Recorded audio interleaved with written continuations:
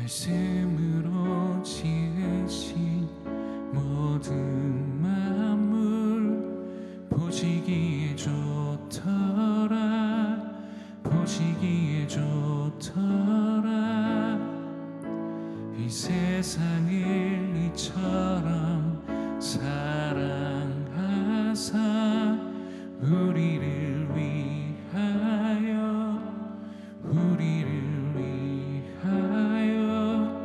독생자 주셨으니 믿는 자마다 구원 얻으리 온 땅과 하늘도 다 주를 찬양해 놀라운 능력과 구원의 그 이름 오 할렐루야 온 땅에 가득한 아름다우신 주의 영광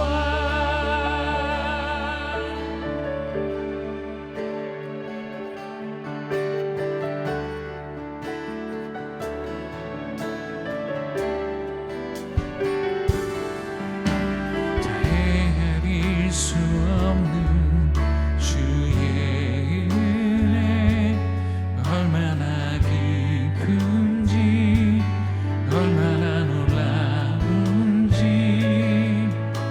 비난보다 더 강한 자비로 나를 품어주셨네 우리를 위하여 독생자 주셨으니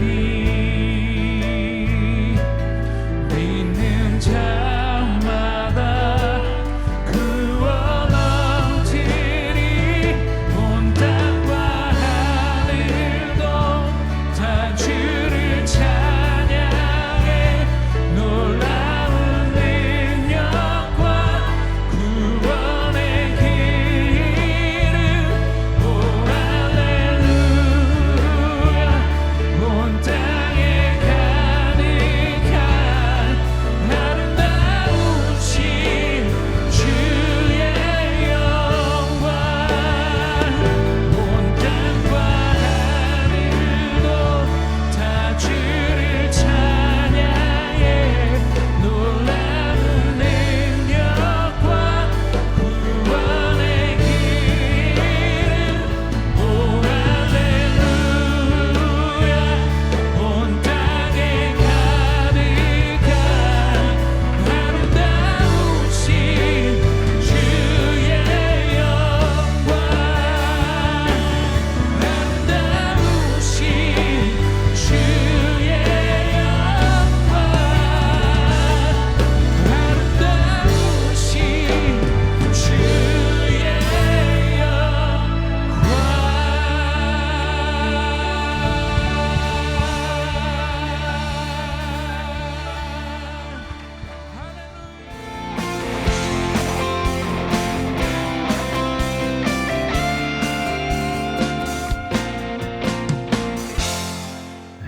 읽겠습니다. 시작. 당신은 누구의 계승자입니까? 다음 말씀 한번 보겠습니다. 요한복음 14장 12절 말씀입니다. 읽겠습니다. 시작. 내가 진실로 진실로 너에게 이르노니 나를 믿는 자는 내가 하는 일도 그도 할 것이요 또한 그보다 큰 일도 하리니 이는 내가 아버지께로 감이니라. 아멘. 이 예수님은요 정말로 이 엄청난 일들을 하셨습니다. 그런데 그분의 그 일들이 당신만 할 수 있는 일을 하지 않으셨고 이것이 계승될 수 있는 일이라고 하셨습니다. 그리고 그 계승이 이루어질 때 그 일이 그저 전달될 뿐 아니라 배가 되어질 수 있다라고 말씀하셨습니다. 예수님은 당신이 사셨던 삶의 능력과 영향력들이 계승될 수 있다라고 말씀하셨고 그것이 배가 되어지기를 계승되어질수록 반감되어지는 게 아니라 계승되어질수록 배가 되어질 수 있기를 기대하셨고 의도하셨습니다. 엘리야가 승천할 때 엘리야의 겉옷이 땅에 떨어졌습니다. 이 엘리야의 겉옷은요, 엘리야로 하여금 그 놀라운 능력을 나타낼 수 있도록 하게 했던 엘리야 위에 임했던 하나님의 영감, 하나님의 기름 부음이었습니다. 그가 하늘로 올라갈 때 그의 영감과 기름 부음을 다 갖고 올라가 버리지 않았습니다. 그걸 땅에 떨어뜨렸다는 겁니다. 그리고 그 밑에 엘리야의 영적 아들이었던 엘리사가 있었습니다. 엘리사가 그 옷을 집어들고 그 옷으로 물을 내리치자 그 물이 갈라져 버립니다. 그것을 보고 사람들은 엘리야의 기름 부음, 엘리야의 영감, 엘리야로 하여금 엘리야의 삶을 살게 했던 그 능력이 엘리사에게 계승되었다라고 외치기 시작했습니다. 그리고 실제로 그것이 계승될 때 엘리사의 삶에는 갑절의 영감으로 나타났습니다. 엘리사는 엘리야보다 2배의 기적을 행하며 그 삶을 살았습니다. 이것이 예수님이 말씀하신 모델입니다. 예수님은 그분이 사용하시던 겉옷을 다음 세대에 넘겨주기 위해 계승자들에게 전하기 위해 의도적으로 떠나셨습니다. 그분의 능력의 겉옷이 당신의 다음 주자들에게 전달된 현장이 우리가 요즘 자주 말하고 있는 이 오순절이었습니다.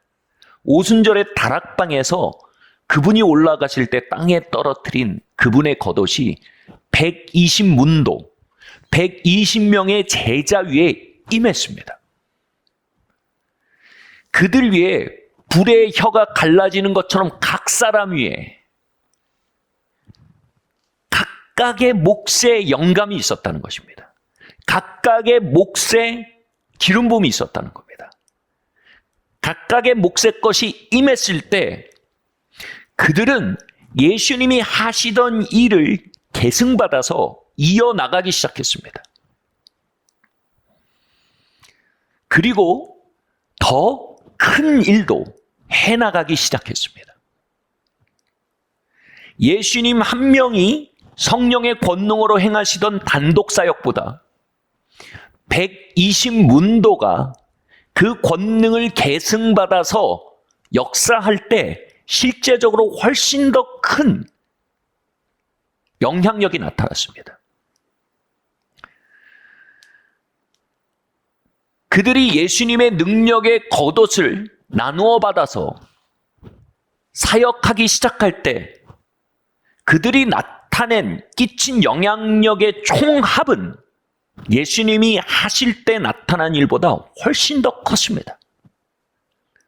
갈릴리에 머물던 복음이 예루살렘과 사마리아와 땅끝까지 퍼져나가기 시작했습니다. 유대 땅에 머물던 임팩트는요, 인류 역사에 흘러들어와 인간의 존엄과 자유와 평등의 개념을 일으켰고요. 노예 제도 등을 폐지했고요. 수많은 구제단체와 병원들과 학교가 세워지게 했습니다. 예수님은 그분 단독으로 하실 수 있는 일보다 계승을 통해 120문도, 즉 계승자들이 이루어갈 수 있는 일이 훨씬 더 크다는 걸 계산하신 겁니다. 그분은 넓고 멀리 보신 것입니다. 그분이 이 땅에서 하신 일들은 정말로 위대한 일들이었습니다. 그분은 성령의 능력으로 눈먼 자를 고치셨고 군중들을 오병이어로 먹이셨습니다. 그런데 그분이 하신 일 중에 가장 놀라운 역사는 바로 이 계승의 역사였던 것입니다. 오순절 성령 세례의 본질은 바로 이 계승입니다. 예수님이 당신의 바톤을 다음 주자들에게 넘겨주었다는 것입니다. 우리 다음 말씀 함께 읽겠습니다. 시작. 그러므로 우리가 그리스도의 도의 초벌을 버리고 죽은 행실을 회개함과 하나님께 대한 신앙과 세례들과 안수와 죽은 자의 부활과 영원한 심판에 관한 교훈의 털을 다시 닦지 말고. 이 말씀에서 기독교의 6가지 기초를 이야기합니다. 기독교의 6가지 기둥이란 말입니다. 이 기둥의 이름들이 아주 쟁쟁합니다. 목록들이요. 회개, 믿음, 부활, 심판. 근데 이 모든 기둥에 한가운데 있는 기둥이 있습니다. 이 쟁쟁한 기둥들과 함께하는 한 기둥. 이 기둥의 이름이 우리에겐 상당히 낯섭니다. 바로 안수입니다.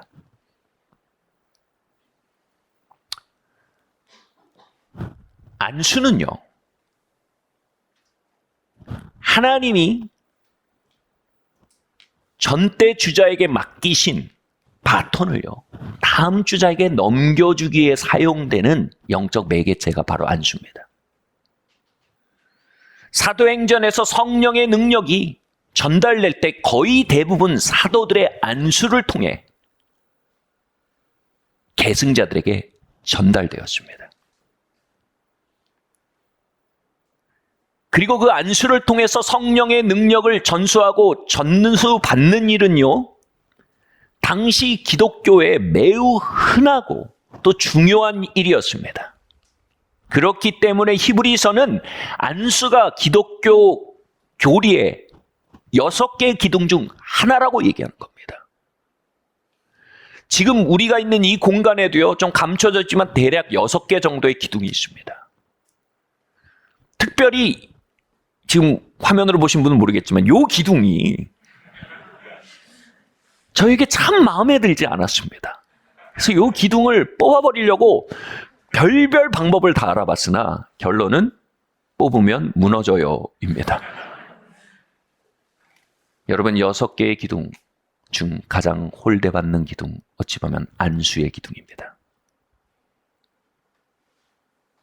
그리고 이 기둥이 뽑혀져 나간 건물은요, 쉽게 무너집니다.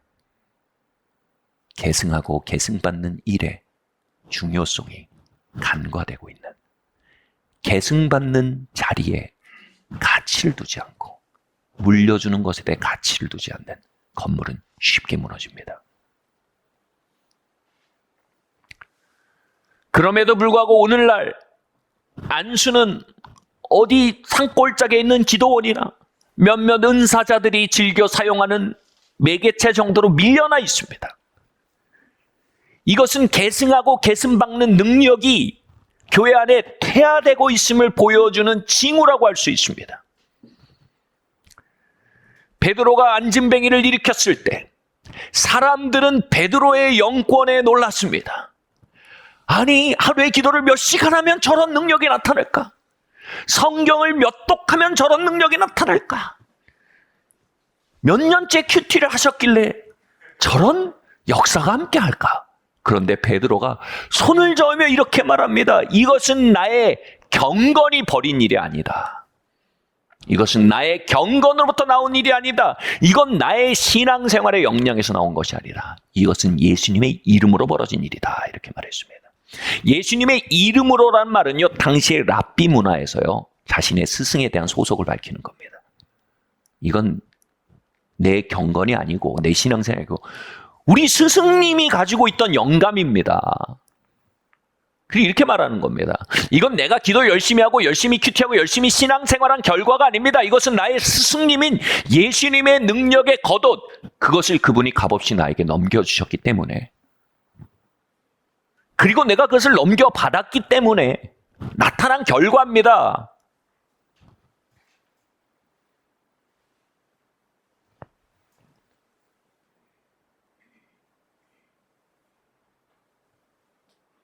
바로 베드로의 이전 달리기 주자였던 예수님의 능력의 바톤을 이어받은 결과라는 겁니다. 베드로가 얼마나 잘 달린 결과가 아니라는 것입니다. 계승하고 계승받는 관계를 성경은 이렇게 말합니다. 아버지와 아들의 관계입니다. 믿음 안에서 나의 참 아들 된 나의 디모데는 내가 아비의 심령으로 너희를 권하노니 그리스도 안에는 1만 스승이 있을 때 아비는 적으니라. 우리의 부르심과 삶의 효율과 신앙의 맥시멈 최대치는요, 우리가 어떻게 사느냐에 달려있기보다, 우리가 어떻게 해내느냐에 달려있기보다 그 최대치는요, 우리가 어떻게 계승받느냐에 달려있다는 겁니다. 정말 중요한 것은요, 우리가 삶을 살아내는 능력만이 아닙니다. 내가 예수 잘 믿는 능력만이 아닙니다. 정말 중요한 것은 우리가 누군가를 계승할 수 있는 능력입니다. 정말 중요한 것은 누군가의 아들이 될 수 있는 능력입니다. 또한 리더들에게 정말 중요한 것은 얼마나 많은 것을 성취하느냐의 능력이 아닙니다. 리더들에게 정말 중요한 것은 정말 누군가의 아버지가 될 수 있는 능력입니다. 그렇다면 우리는 어떻게 아들 되는 능력, 아비 되는 능력을 회복할 수 있을까요? 우리는 어떻게 아비의 자리, 아들의 자리로 나아갈 수 있을까요? 첫 번째로 함께 읽겠습니다. 시작. 조건적인 사랑이 아닌 무조건적인 사랑의 삶을 살기 시작하십시오. 갈라디아서 6장 말씀 함께 읽겠습니다. 시작. 스스로 속이지 말라. 하나님은 업신여김을 받지 아니하시나니 사람이 무엇으로 심든지 그대로 거두리라. 사랑에는요, 필레오의 사랑과 아가페의 사랑이 있습니다. 필레오의 사랑은 뭐냐면요, 주고 받는 사랑입니다. 다시 말해서 필레오의 사랑은요, 응답을 기대하며 주는 사랑입니다. 필레오의 사랑은 또한 그렇게 돌려받지 못할 때 실망하고 낙심하고 그 사랑이 헛된 일이라 말합니다. 필레오의 사랑은요, 그렇게 언제나 자격을 논합니다. 너 내 이 귀한 마음 받을 자격이 있냐? 너 알아볼 수 있냐? 응답할 수 있냐? 이거 주면 고마운 줄 알겠냐, 너?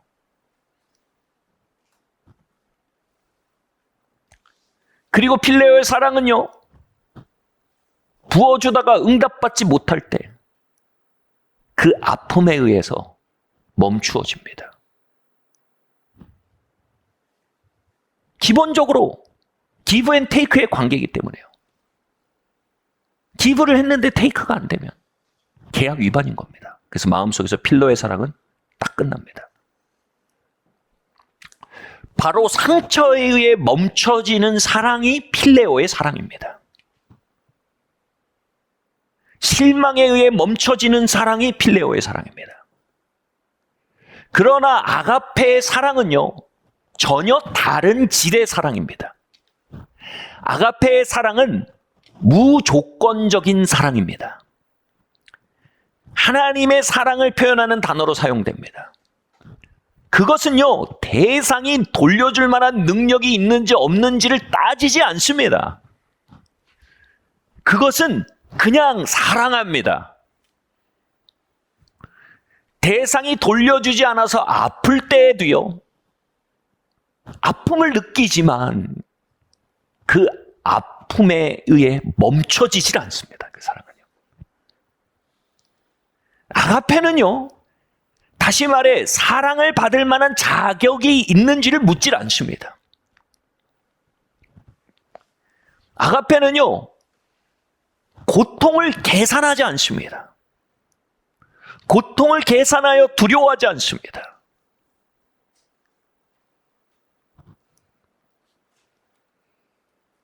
아가페의 사랑은 어찌 보면 위험합니다. 그것은 돌려받지 못하고 아픔을 당할 위험을 감수해야만 걸어 들어갈 수 있는 강물입니다. 그런데 그 강물을 만난 유익은요, 언제나 고통의 위험에 비하면 압도적으로 큽니다.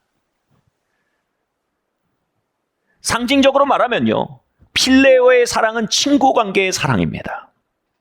아가페는 부모 자식 관계의 사랑입니다. 부모는 자식이 사랑받을 만해서 사랑하지 않습니다. 돌려받을 수 없어도 자식이기 때문에 사랑합니다.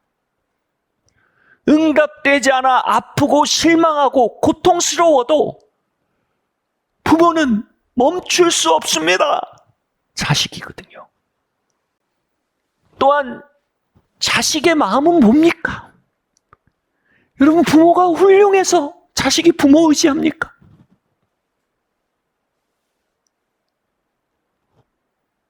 부모가 가난하고 옆집 부모가 백만장자라고 옆집 부모한테 내 부모 해달라고 합니까? 가난해도 내 아빠가 아빠인 겁니다.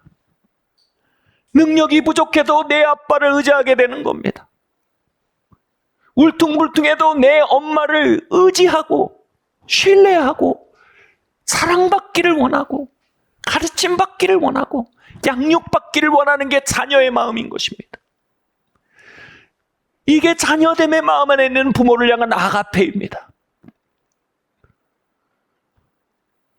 우리는 아버지 같은 리더를 원합니다. 자녀 같은 팔로워를 원합니다. 즉 아가페로 나를 존중해 나를 따를 자녀들, 아가페로 나를 품고 이끌어줄 아비들을 원합니다.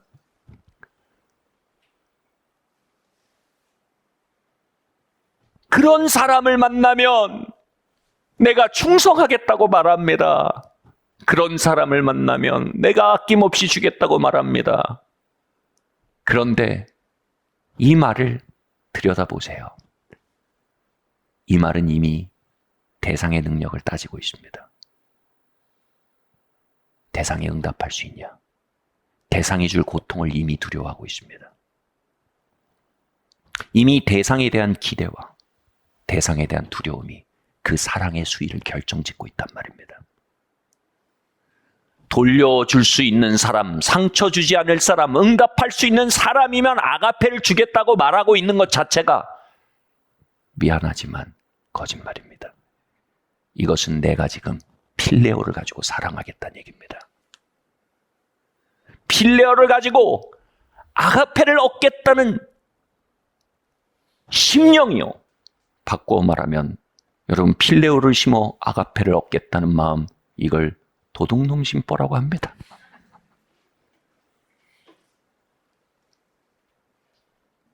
내가 밴댕이의 마음을 심어 바다 같은 마음을 얻겠다는 겁니다. 내가 컵 한 컵에 물을 부어 바다 같은, 태평양 같은 사랑을 얻겠다는 마음인 겁니다. 갈라디아서 6장은 말합니다. 이것은 자신을 속이는 마음입니다. 우리가 심는 대로 거둔다고 성경은 말합니다. 우리가 필레오를 삶에 심고 있으면서 하나님께서 아가페의 영적 자녀들을, 아가페의 영적 어미와 아비들을 주시지 않는다고 불평하는 것은 하나님을 만홀히 여기는 것이라고 성경이 말하고 있는 것입니다. 예수님이 이렇게 말씀하셨습니다. 네가 받고자 하는 대로 먼저 주어라. 여러분, 아가페를 원하십니까? 지금 아가페로 사랑하셔야 합니다. 나에게 응답할 수 없는 것처럼 보여지는 자들을 사랑하십시오. 나를 배신할 수 있는 가능성이 있는 자들을 사랑하십시오. 나를 아프게 할 수 있는 가능성이 있는 자들을 사랑하십시오. 갈라디아서는 연이어 말합니다. 우리가 선을 행하되 낙심치 말지니 포기하지 아니하면 때가 이름에 거두리라. 아픔을 넘어 사랑을 계속 심기 시작할 때, 두려움을 계산하지 않고 심어가기 시작할 때, 그 자리에 반드시 아가페 사랑의 강물이 들이닥치기 시작할 것입니다. 아픔을 씻고 두려움을 씻고 사랑하게 하는 능력이 임할 것입니다. 그리고 점차 그 아가페의 사랑으로 나를 사랑하는 이들이 나를 울타리처럼 둘러싸기 시작할 것입니다. 영적 아비들이 둘러싸게 될 것입니다. 영적 자녀들이 둘러싸게 될 것입니다. 울타리처럼 어머니들과 아버지들과 자녀들이 둘러싸이는 것보다 더 큰 축복은 인생에 없습니다. 저는 지금도 아버지들과의 영적 아비들과의 관계가 더 깊어지고 넓어지길 원합니다. 더 많은 영적 자녀들과의 문들이 열리길 원합니다. 그러기 위해 지금 제가 할 일은 다시 응답되지 않는 것 같은 사랑의 길을 향해 걸어나가는 겁니다. 고통을 계산하면 두려워 멈춰질 그 계산의 세계를 넘어 아가페의 삶을 향해 오늘 하루를 들이미는 것입니다.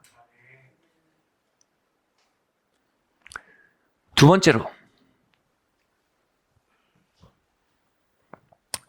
함께 읽을까요? 시작. 마음의 성문을 여십시오. 잠언 18장 19절 말씀입니다. 시작. 노엽게 한 형제와 화목하기가 견고한 성을 취하기보다 어려운즉 이러한 다툼은 산성 문 빗장 같으니라. 아멘. 이 노엽게 한 형제라는 히브리어를 보면요, 상처받은 형제입니다. 영어 성경은 offended라고 되어 있습니다. 상처받은 사람입니다. 그들은 대상들에게 기대를 가졌었습니다. 한때 그들을 신뢰했습니다. 그런데 그들은 그 기대와 신뢰를 저버렸고 불충했습니다. 그리고 그로 인해 상처를 받았습니다. 이 상처를 받다라는 헬라어 단어는 신약에서요, 시험에 들다라는 뜻을 갖습니다. 그리고 이 시험에 들다라는 말은요, 원어로 보면 스캉달론이란 뜻으로요, 바로 덫에 잡히다라는 의미입니다. 덫에는 뭐가 있습니까? 미끼가 있습니다. 우리가 상처받는다는 건요,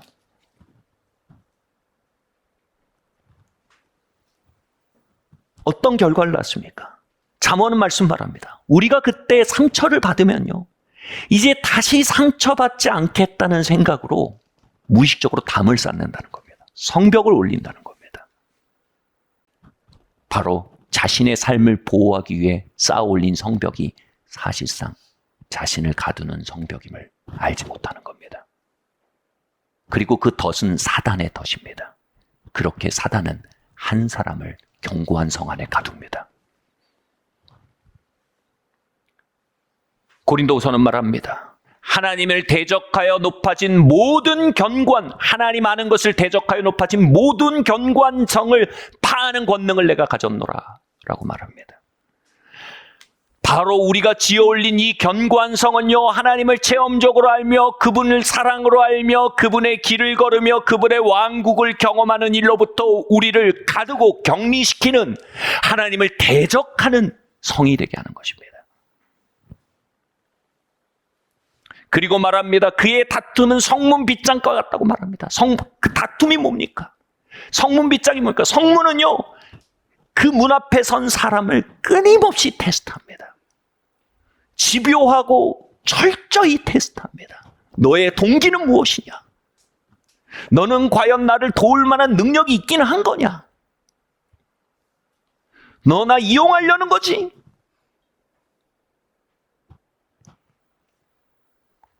너가 나보다 낫긴 하냐? 과연 나를 도울 수 있긴 하냐? 이걸 뭐라고 하냐면 러브 테스트라고 합니다. 상처받은 사람들의 러브 테스트는요, 너무 잔혹합니다. 그 성문에서 말합니다. 나는 웬만하면 열어주지 않을 거야. 사실상 웬만하면 열어주지 않는 게 아니라 절대 안 열어줍니다. 그래서 그는 성벽 안에 홀로 고립돼서 살아갑니다. 아, 이게 안전해. 이게 속편해. 그러나 자신이 사단의 덫에 빠졌음을 알지 못합니다. 무슨 덫입니까? 이사야서 60장은 말합니다. 시온성의 성벽이 주야로 열려 있어서, 성문이 열려 있어서 그리로 열왕이 들어오며 열국의 영광과 풍요가 들어오는도다 라고 예언하고 있습니다. 여러분, 성문은 열려 있을 때 그곳에서 우리를 축복할 사람들이 들어올 수 있는 겁니다. 그것에 진짜 영적 풍성함이 들어올 수 있는 것입니다.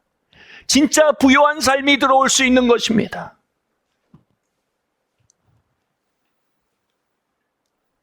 이것이 하나님의 성도들의 삶을 향한 예언인 것입니다. 세 번째로요. 계승의 역사는 아버지의 뜻을 이루기 위해서 오는 겁니다. 요한복음 5장 20절 함께 읽겠습니다. 시작. 아버지께서 아들을 사랑하사 자기가 행하시는 것을 다 아들에게 보이시고 또 그보다 더 큰 일을 보이사 너희로 놀랍게 여기게 하시리라. 아멘. 저는 오래전에 하나님 아버지의 마음 사역이라는 정말 하늘나라의 보화를 만났습니다. 그럼 보화를 만나면 어떻게 합니까? 세간을 팔아 그 밭을 사서 파내야죠. 그런 마음으로요. 뉴질랜드까지 날아가서요. 그 아버지 마음 사역의 리더인 제임스 조던 목사님이 하시는 스쿨에 참석했습니다. 그 스쿨 중에 그는 이렇게 말했습니다. 지금 제가 사역하고 있는 이 영감과 이 인프라와 이 티칭들은 사실 나의 영적 아버지에게서 온 것입니다. 나는 계승자로서 사역하는 겁니다. 그 아비의 이름은 잭 윈터입니다. 그리고요, 거기에 한국 사람은 저 하나 딱이었는데 이런 말을 하는 겁니다. 잭 윈터는 지금 돌아가셨지만 생전에 한국을 특별히 사랑하셨습니다. 전 세계의 많은 곳에서 아버지의 마음의 사역이 폭발적으로 반응되어지고 폭발적인 열매를 거뒀지만 한국은 가장 응답이 미미했습니다. 그럼에도 불구하고 잭 윈터는 끊임없이 한국을 사랑했고 끊임없이 한국을 방문했습니다. 그래서 그의 생전에 40번이나 한국을 찾아갔습니다. 거기 모인 많은 사람 중에 한국 사람 나 하나인데 그 이야기를 하는 겁니다. 저는 그 보화를 원했습니다. 그 마음에 성령께서 이렇게 감동하시는 것 같았습니다. 제임스에게 찾아가서 말하라는 마음이 있었습니다. 그래서 제임스 조던에게 가서 말했습니다. 아시겠지만 난 한국 사람입니다. 그리고 이것이 너무나 소중해서 이곳까지 날라왔습니다. 그리고 당신의 영적 아비의 잭 윈터의 사랑과 헌신이 한국에서 응답되지 않은 것에 대해서 내가 마음이 아픕니다. 그리고 그 일이 바로잡히길 원합니다. 후에 우연히 홍콩에서 제임스와 드니스 조던을 만났습니다. 서로 너무 반가워서 밥을 같이 먹기로 했는데 밥을 먹으면서 제임스와 드니스 조던이 이렇게 얘기하는 겁니다. 그 만남에 하나님의 섭리가 있는 것 같고 우리가 한국에서 스쿨을 열자라고 제안하는 겁니다. 저는 그 질문에 이렇게 물었습니다. 왜 한국에서 하기 원하시냐? 왜 우리 교회에서 하기 원하시냐? 제임스 조던과 드니스 조던은 이렇게 말했습니다. 내가 지금 한국에 가려면 앞으로 2, 3년 동안 잡혀있는 모든 사역 일정을 다 바꿔야 한다. 그 코스트는 어마어마하다. 그런데 그럼에도 불구하고 그것을 하려는 이유는 한 가지다. 바로 나의 영적인 아버지 잭 윈터 때문이다. 그의 꿈, 그의 사랑, 그의 열정이 한국 땅을 향해 있기에 나는 그의 꿈과 그의 사랑이 그의 열정이 이루어져 가는 걸 보기 원하고 그것을 섬기기 원한다. 그렇게 말하는데 두 사람의 눈이 벌겋게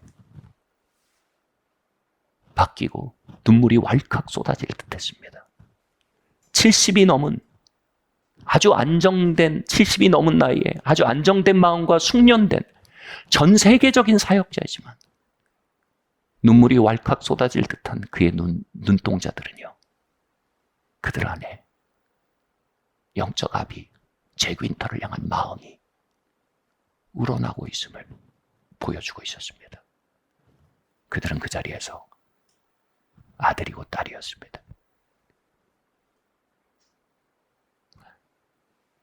그리고 잭 윈터가 시작한 아버지의 마음 사역이 그 영감이 왜 그렇게 두 사람 위에 머무는지를 볼 수 있게 되었습니다. 여러분, 이것이 하나님의 나라입니다. 하나님의 나라는 아들들의 나라입니다. 딸들의 나라입니다. 여러분, 여러분의 다름질은 누군가의 바톤을 이어받아 뛰는 이어달리기입니까? 아니면 빈손으로 내 열심과 내 흥에 겨워 달리고 있는 아침 조깅입니까? 여러분의 발걸음들이 역사의 흔적을 남기는 이어달리기가 되기 원하십니까? 아니면 내 흥에 달리는 아침 달리기를 원하십니까?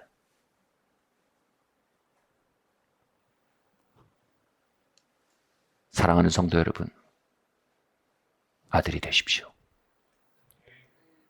딸이 되십시오. 잘 달리는 사람보다 잘 이어받는 사람이 되셔야 합니다. 내 능력에 취한 사람보다 잘 존경하는 사람, 존중하는 사람이 되셔야 합니다. 마지막으로요. 여러분을 지금 인도하고 있는 이들을 기쁘게 하십시오.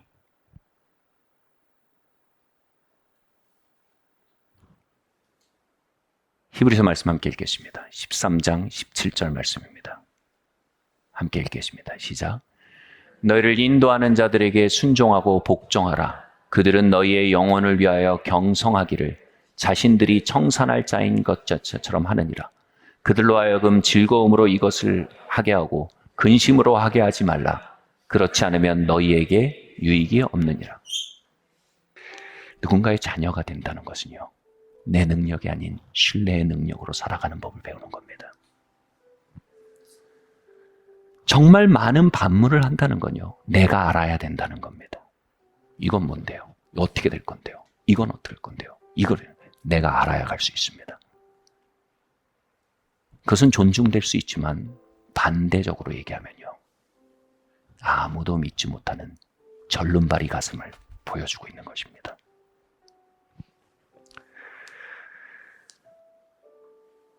현실을 말씀드리겠습니다.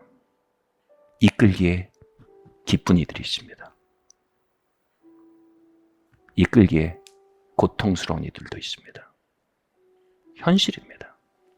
이끌기에 고통스럽다고 사랑의 양을 줄여서는 안 됩니다. 그건 거룩의 문제입니다. 똑같이 계속 사랑해야 합니다. 그러나 성경은 말합니다. 이끌기에 고통스럽게 하는 자들은요, 그 유익을 누리지 못한다고 얘기합니다.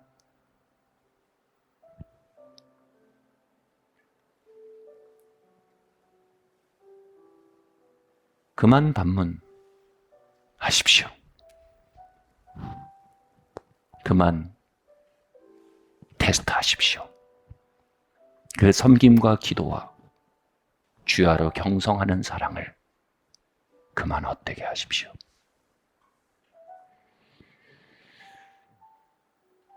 이제 성문을 여십시오.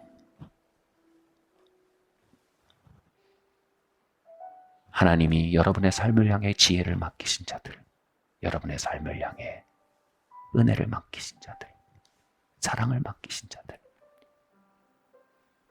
이제 그들을 맞아들이십시오.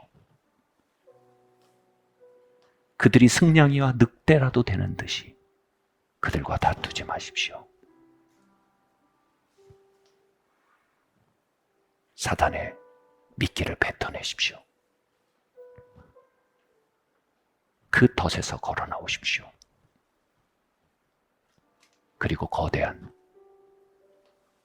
아들의 왕국의 일원이 되십시오. 아버지의 사랑이 자녀의 자리에서 우리를 기다리고 있습니다. 아비의 심장의 발현인 성령이여, 덫에 걸린 우리의 마음을 당신께 드립니다.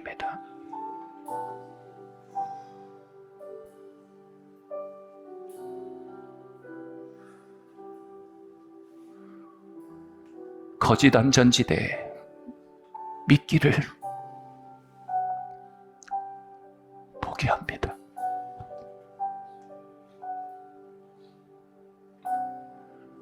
두려움에 믿기를 포기합니다.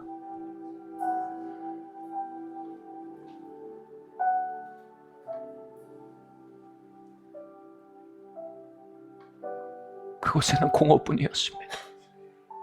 부르심을 잃은 살뿐이었습니다. 중독의 연속뿐이었습니다. 죄형으로, 죄형이 이곳에 계신 곳엔 자유함이 있느니라.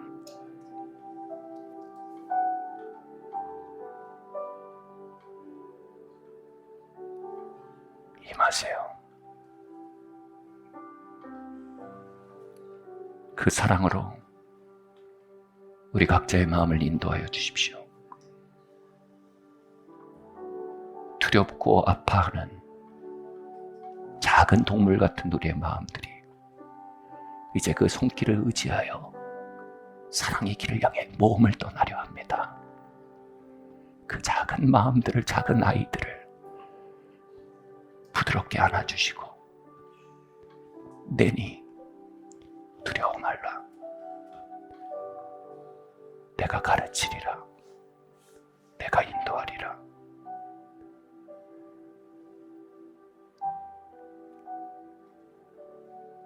정답게 말씀하여 주시옵소서.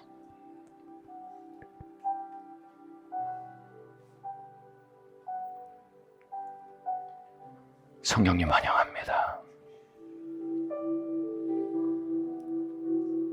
예수님의 이름으로 기도드립니다.